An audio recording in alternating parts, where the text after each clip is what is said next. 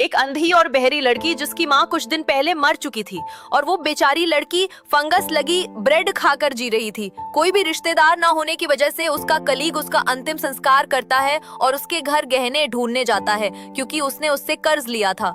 लेकिन वो बाथरूम से निकली छोटी लड़की को देखता है जो टेबल से फंगस वाला ब्रेड लेकर टेबल के नीचे छुप जाती है और ब्रेड खाने लगती है। आदमी उससे गहनों के बारे में पूछता है लेकिन लड़की कोई जवाब नहीं देती। आदमी समझ जाता है कि वो ना सुन सकती है और ना देख सकती है।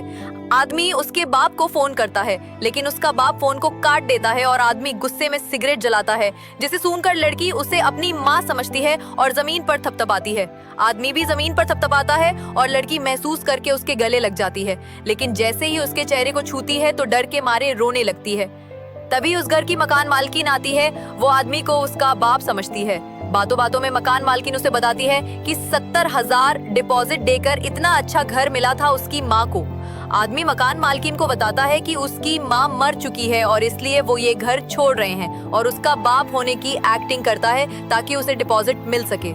आदमी अपने घर जाता है लेकिन उसका रूममेट किराया ना देने पर उसे घर से निकाल देता है, इसलिए मजबूरी में वो लड़की के साथ रहने जाता है। आदमी उसे नूडल्स देता है पर लड़की उसे नहीं खाती और फंगस लगा ब्रेड लेकर टेबल के नीचे बैठ जाती है। ये देखकर आदमी सभी ब्रेड फेंक देता है और कुछ समय बाद लड़की टेबल पर ब्रेड को नहीं पाती। आदमी उसे नूडल्स देता है पर वो उसे फेंक देती है, इसलिए आदमी को मजबूरी में ब्रेड लानी पड़ती है।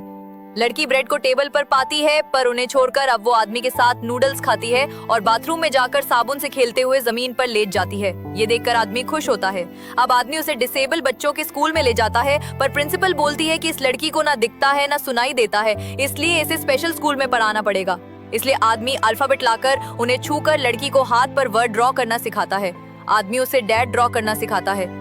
अब कुछ दिन बाद बैंक लोन वाले लोग लड़की की माँ के घर के कीमती सामान और डिपॉजिट को लेकर अपना लोन वसूलते हैं और दूसरी तरफ कंपनी में उसका फ्रेंड उसकी पोजीशन पर कब्जा कर लेता है और अब उसे उसके नीचे काम करना पड़ेगा। पैसों की कमी और रहने के लिए कोई जगह न होने पर आदमी लड़की को ऑर्फन होम में डालने का डिसाइड करता है।